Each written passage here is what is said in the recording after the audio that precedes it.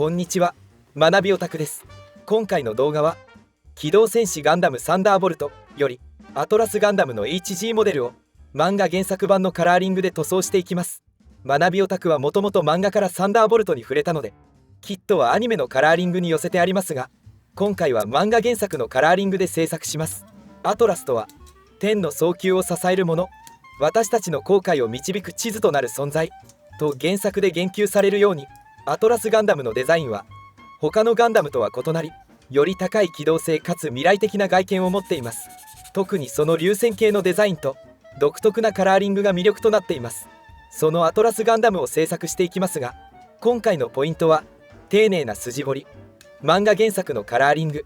そしてイエローの塗装です。ぜひ最後までお楽しみください。まずは仮組みをしていきます。仮組みをすることで今回のカラーリングをどのように変更していくのか、漫画原作のカラーリングを参考にしながら考えていきたいと思います。漫画版のカラーリングについてはサンダーボルトのコミックの6巻にアトラスガンダムのカラー設定画がありましたので、そちらを参考にさせていただきました。アニメ版と大きく違う部分はバックパックのジョイント部分のカラーリングですね。アトラスガンダムといえば特徴的なイエローは隠蔽力が低い塗料なので塗装がすごく難しいことが予想されます。仮組みの時点で造形は大変素晴らしくかっこいいですが、塗装していないとやはりどこか物足りない感じがします。塗装することでよりかっこよく映えるキットだと思いますので、これからの塗装が楽しみです。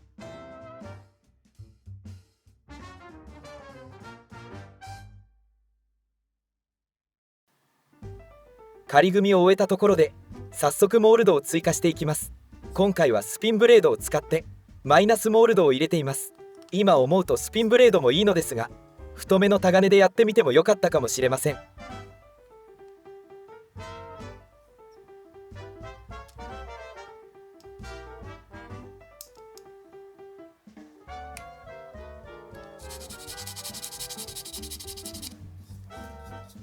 特徴的なサブレックのマイナスモールドを一通り入れ終えたら、今度はサブレックを支えるアーム部分にがっつり合わせ目が入るので、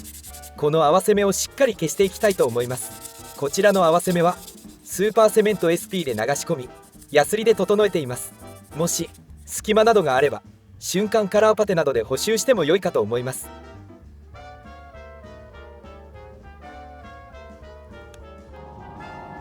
さて、一通り最低限のマイナスモールドや筋彫りでの彫り直しを終えたので、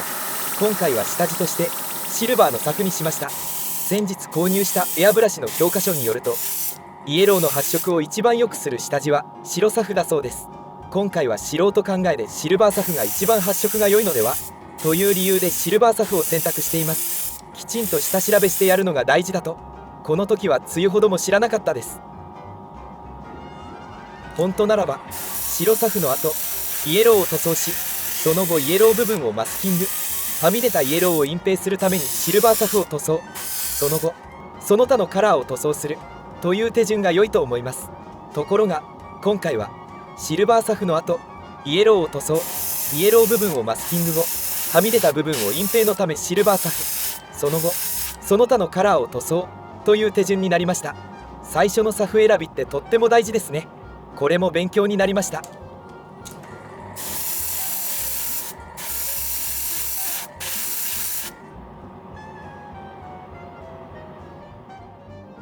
シルバーサフの後クレオスのガンダムカラーのイエローで塗装していきます。後にマスキングして塗装するのではみ出しを気にすることなくイエロー部分を塗装していきます。一応イエローは2度塗りをしています。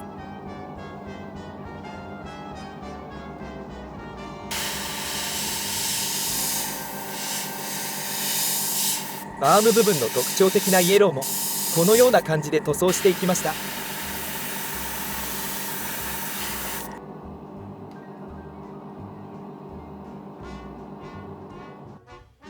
イエロー部分をマスキングします。溝の部分はマスキングゾルを使って細かくマスキングしてみます。爪楊枝を少し尖らせて筆代わりに使用しています。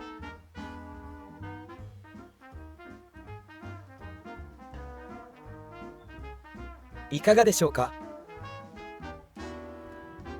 他のイエロー部分はなるべくマスキングテープを使ってマスキングしていきます。私学びオタクは子供の頃にガンプラにはまり、そのままフェードアウト。2016年にプラモデル制作に本格復帰し、大人の財力で道具を買い揃え、ノウハウを学びながら実践し、スキルアップの過程を動画配信しております。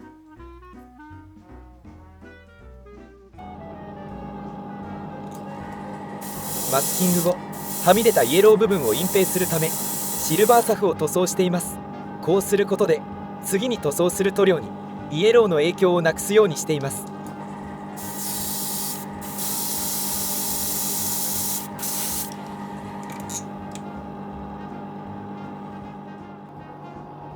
本体の濃いめのグレー部分は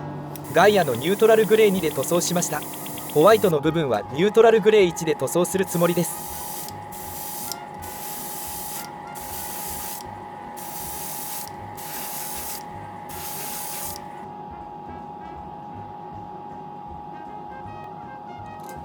シルバーサフの上からニュートラルグレーの塗装は少し分かりづらいですね。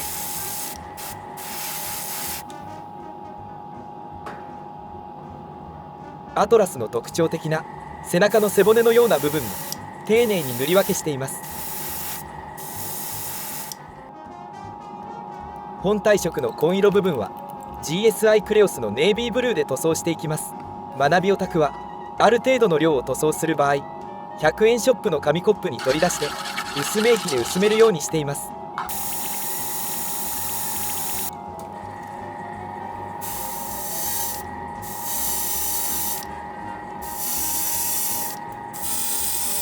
ネイビーブルーを塗装していきますが、少し粘膜が厚すぎたかもしれません。この後塗り分けがうまくいきませんので、ぜひ楽しみにしててください。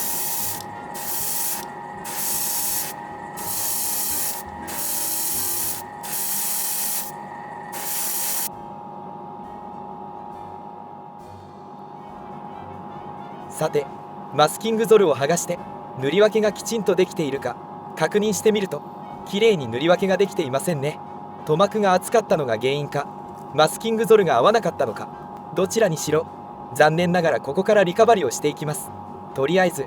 エナメル塗料のイエローでリカバリしようと思います。ネイビーブルーが半光沢のため、まずは光沢クリアを塗装します。半光沢だとエナメル拭き取りがにじんでうまく拭き取れない可能性があるため、一旦光沢クリアでカバーします。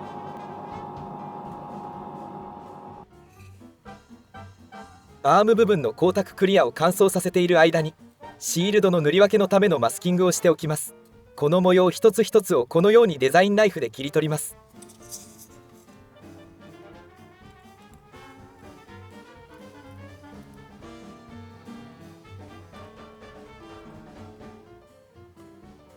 あれ、なかなか取れない。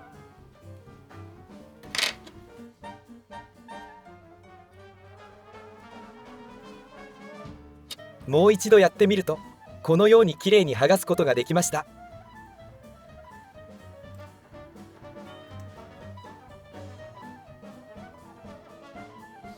改めてイエローのリカバリ、まずはイエロー部分以外を筆塗りでリカバーします。ネイビーブルーでイエローのはみ出た部分を細かく修正していきます。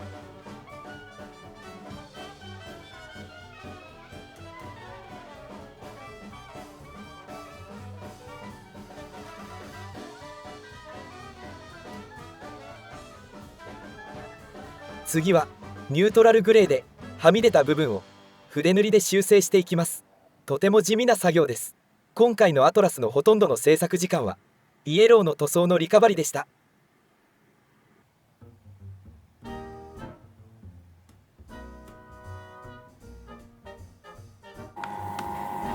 イエロー部分をエナメル塗料でリカバリーするために、まずは光沢クリアでコーティングしておきます。クレオスの光沢のスーパークリア3をブラシで拭いています。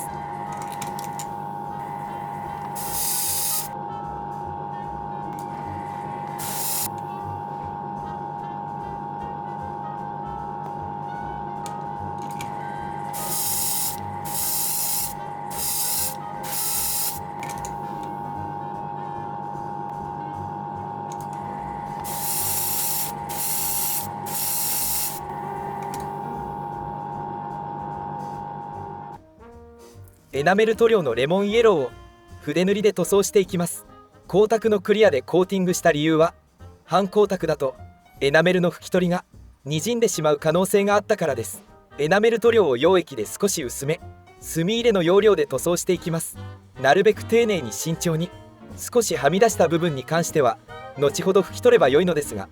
それでもなるべく丁寧にはみ出しのないように塗っていきました。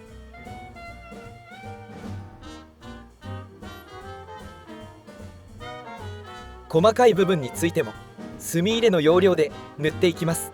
塗るというよりは溝にイエローを流し込むという表現に近いと思います。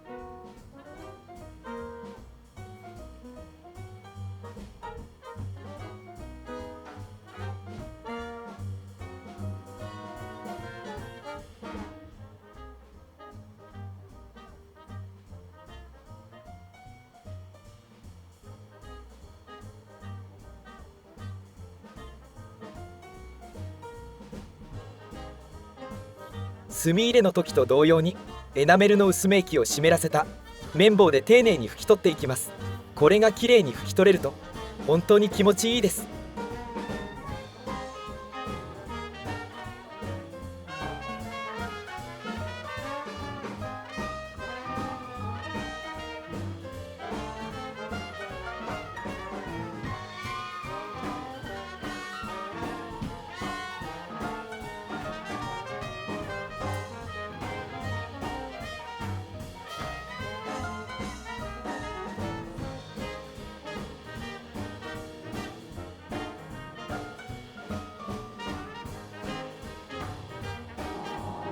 マスキングを剥がして塗り分けを確認していきます。問題がなければ光沢のクリアを塗装します。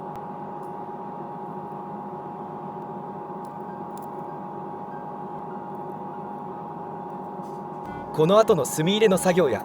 水転写デカールを貼るために光沢のクリアを塗装しています。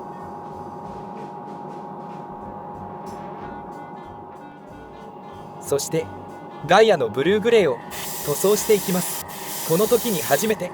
ブルーグレーを使いましたが、個人的にとても好きな色合いだなと感じました。あともうちょっとプラモデルが上手くなってきたら展示会やコンテストに出してみたいというのが最近の目標です。また個人的には今後 3D プリンタでバーニャやハンドパーツを作ってみたいとも思っています。でもまずは筋彫りや丁寧な塗り分け、プラ板工作の腕磨きからですね。ということで墨入れしていきます。今回部品が小さいものに関してはウェザリングカラーで墨入れしました。もちろんタミヤの墨入れ塗料でも大丈夫です。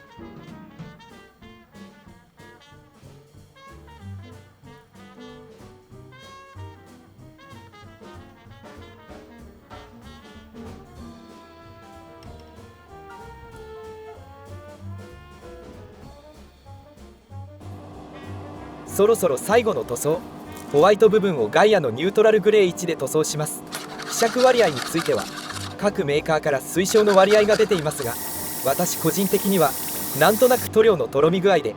判断しています。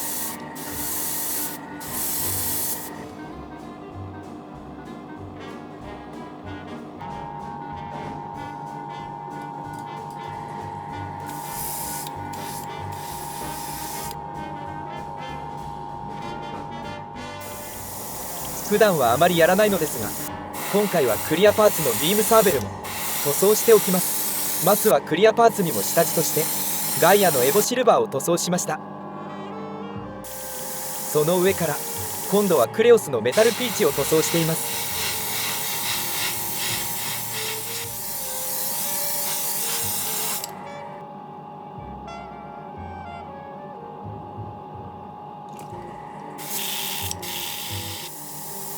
そして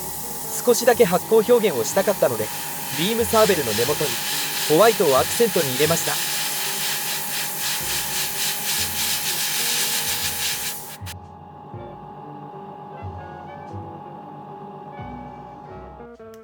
デカールを貼っていきますが、今回は別売りの水転写デカールを使用しています。個人的に水転写デカールは貼りやすく、最後にクリアで塗装することで段差が隠れてくれるので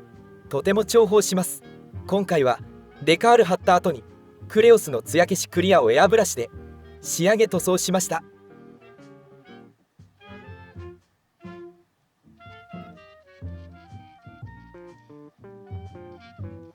デカールを貼って艶消しクリアを塗装したら、いよいよ最終組み立てになります。今回の HG アトラスガンダムですが、やはり塗装するとめちゃくちゃかっこいいですね。もともとが機動性が高い設計でデザインされており、そこにインパクトのあるイエローのデザインがとてもスタイリッシュで最高です。今回は漫画原作のカラーリングで制作したので、特にアーム部分の色の違いが分かりやすいですね。私はイエローの塗装のリカバリによって多少時間がかかってしまいましたが、このイエローの塗装さえしっかり考えて対応できたらより良い仕上がりになりそうです。とはいえ、今回エナメルのレモンイエローでリカバリできたことは本当に良かったです。ということで、今回の HG アトラスガンダムの評価はこちら。塗装しなくてもフォルムそのものがかっこいいので